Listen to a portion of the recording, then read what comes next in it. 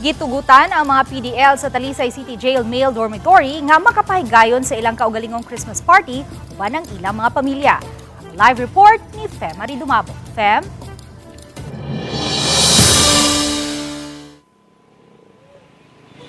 Maining Kapaskuhan, wala magpolahi ang mga persons deprived of liberty sa Talisay City BGMP Male Dormitory kay Merry usabang ilahang Christmas. Kay gitugutan sila nga makaoban ng ilang pamilya og masalo sa pagkaon ning bispiras sa Pasko. Sugod nito Disyembre 13 hangtod na sa Disyembre 30. Matag adlaw ang ilang Christmas party nga gipahigayon sa Talisay City BGMP Male Dormitory. Gibahin ang 32 ka mga dormitories o ang 1,272 ka mga PDL ngadto sa 17 ka mga adlaw aron ibahin-bahin ang mga adlaw sa ilang Christmas party. Ang nakanindot kay kuyog nila ang ilang mga mahal sa kinabuhi nga mo'y nagdala sa paborito nilang pagkaon. Naaktuhan sa GMAR TV ang emosyonal nga panagkita sa mga PDL sa ilang mga igsuon, asawa, mga anak o ginikanan nga sud na sa dugay nga panahon nga wa nila makauban. Usa matod pa kini sa ilang nakatunan sud sa prisuhan, ang paghatag og importansya sa pamilya. Usa sa emosyonal kining duha ka tuig nga nabilanggo tungod sa kasong robbery. Mitugan nga kumpleto ng iyang Pasko. Human makita niyang iyang asawa og duha ka mga anak. Ilabi na ang kamanghuran. Kinsa pipila ka buwan pa lang, dihang napriso siya. Mag 2 years niya, karon kita sa akong kamuhuran. Karon pag nga tayo mga Pasko. So, ang ako nga, giyampo nga kanon unta tibok ko pamilya mo karita. Ya karon pakis mo ko sa tuod ko lang sila. Salamat gyapon ko sa Ginoo nga. Ang magampo gidungog niya. Balungon sila ya. Salamat ko sa kusawa tungod sa iyang kuan. Paggugi wag ko mag-speak nga kung sari ko katak mas gugma sa akong asawa kaya dito sa laya pa ko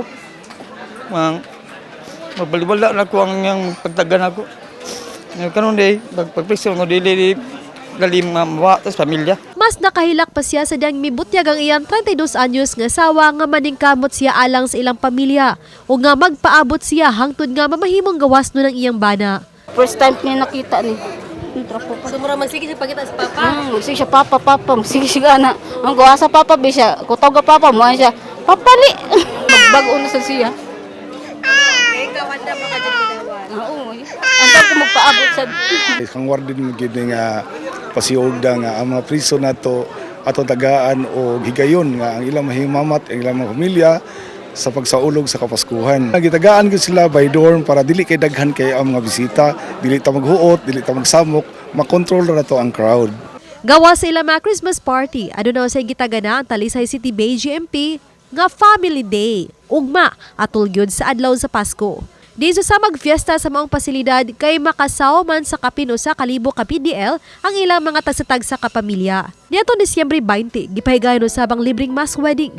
Sa 13 ka mga PDL nga groom samtang upat usab ka mga babaeng PDL uban sa ilang tagsa-tagsa ka mga hinigugma. Usa-usab kini sa pinaskuhan sa BGMP Talisay City sa mga PDL nga mahatag kanila ang tinuuray nga kalipay ug gugma ning Kapaskuhan. Pinaagi sa kasagrado sa kasal.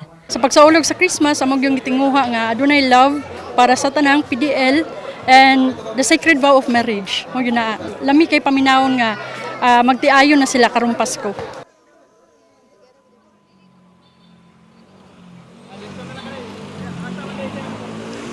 May nining tungura ni ata karon dinhi sa atubangan nga bahin sa Cebu South Bus Terminal. Ni sa tuang pag-aninaw sa sud nga bahin kanina ang alas 4:45, nakita nato nga minus na ang mga pasero nag-abot-abot pero daghan pa kining mga bus ug mga van. Amo mga pasero nag-abot-abot ang niapas nga aron makauli usab gyud sa ilahang tagsa-tagsa ka mga lugar sa probinsya sa Sugbo aron didto makasaulog sa ilahang Pasko uban ang ilang mga tagsa-tagsa ka pamilya. Ato usab nakita nga dunay sa pipila ka mga bus nga nisod dinhi sa Cebu South Bus Terminal dala ang mga pasahero usab nga dinhi pod buot mo sa ulog sa Pasko dinhi sa Dakbayan sa Sugbo ug sa mga silingang syudad. Samtang sa kilid nga bahin usab sa Tunamitungan mao kana ang padong sa Osaka Mall diin nakita usab nato ang pipila ka mga tawo nga nagpadulong sa maong mall aron siguro sa pagpamalit, pag-apas ug pamalit sa ilahang pang Noche Buena ug ang uban usab aron usab sa ilahang pagpamalit og mga pangregalo ning Kapaskuhan.